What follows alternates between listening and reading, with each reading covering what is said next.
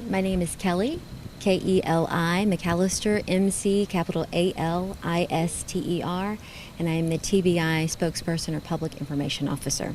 So what I'm going to do is I'm going to read our prepared statement first, and then I'll be glad to take any questions that you may have. Just know that we are on the very onset of this investigation, so I'm going to be quite limited in what I'm able to say. Okay, everybody ready? At the request of 30th District Attorney General Amy Wyrick, TBI agents are investigating the circumstances surrounding an officer-involved shooting that occurred in the Fraser community of Memphis Wednesday evening. Preliminary information indicates that at approximately 7 p.m., multiple officers with the United States Marshal Service Gulf Coast Regional Fugitive Task Force encountered a male wanted on multiple warrants outside of a home in the 2700 block of Durham Street as he was getting into a vehicle. While attempting to stop the individual, he reportedly rammed his vehicle into the officers' vehicles multiple times before exiting with a weapon. The officers fired, striking and killing the individual. No officers were injured. This remains an active and ongoing investigation as TBI special agents and forensic scientists continue to work to gather any and all relevant interviews and evidence. As in any case, TBI's investigative findings will be shared with the District Attorney General throughout the process for her review. As is our policy, the TBI does not identify the officers involved in these types of incidents and instead refers those questions back to the respective department. Any updates on this investigation can be found on our website, tbinewsroom.com. What were the warrants that this man was wanted on? At this point, what I can say is he was wanted on felony warrants.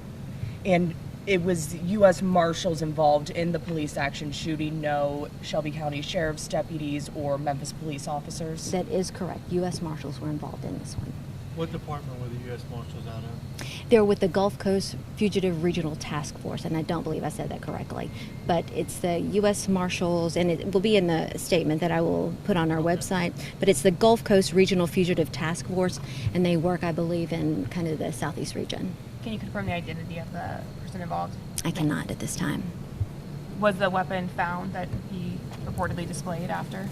It's part of our investigation. Can you comment on the events that happened following this police action shooting in the community, in the Fraser community? The TBI is responsible solely for the officer-involved shooting, that investigation. Anything beyond that, I would have to refer you to Memphis Police. Were any of your agents, were they involved, like, did they get caught up in any of the, like, were they injured, or did they, I guess, get caught up in any of the aftermath with the community? One of the delays in getting information to you was making sure that that scene was secure for our agents as well as our forensic scientists. Did the ramming of the cars, is that when, was he reportedly trying to get away, or do we have an idea? We could only assume, so I really can't comment on that. Was the big show of police force after the crowd got rowdy? Pardon? Was the big show of police officers after the crowd got rowdy? Again, that's something I would have to refer you back to Memphis Police on. Any other questions? So, I'm trying to think. If you think of something, feel free to interrupt. But the statement that I read will be on our website, tbinewsroom.com, if you guys want to review that. And if you have any further questions, you can always email them to tbi.media@tn.gov. Was it one marshal that had, that, was firing, or did multiple officers have to fire? That is part of our investigation, but we do know that multiple marshals were on the scene. Can you comment what type, was it a rifle or handgun that he pointed at him? That's something that will be part of our investigation, but something I really can't speak to, those kind of specifics. No other injuries. Were people there at the home when this happened? I'm not sure if other individuals were at the home. Again, that would be part of our investigation because they could potentially be witnesses. Were any of the marshals injured? No officers were injured. Through the whole night? Not to my knowledge. When he was ramming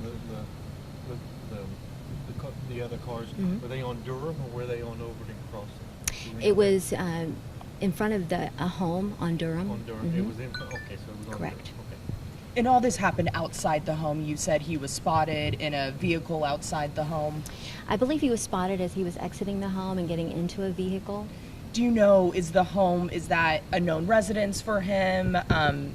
That sort of thing? I can't say positively that it is his address, but we do believe it could be a family member's. And do you know who would be, if at all, the warrants that he was wanted on would ever be released, or would that come from the U.S. Marshals? That's something I really can't speak to because those are not warrants that the TBI has. Do the marshals wear body cameras? That I'm not positive about that. You'd have to speak to the Marshal Service. But if so, it would be part of our investigation. Thanks, All right. Kelly. Thanks, guys. And I'll put this out pretty soon. So you guys